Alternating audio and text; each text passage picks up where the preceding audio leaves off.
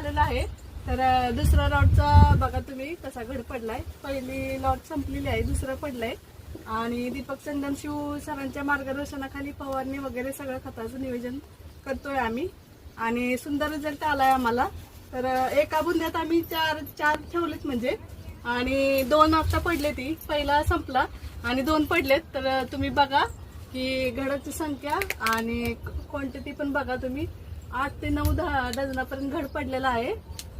आणि असंच मार्गदर्शन दीपक सर आम्हाला वेळोवेळी करा. आणि सूरज चिमणे सर सुद्धा आमच्या बागेला व्हिजिट करून गेलेले आहेत. अशी मोठी लोकांचा जर सपोर्ट असला तर 100% आपला रिझल्ट बागेला छान, माझ्या बागेला रिझल्ट आला.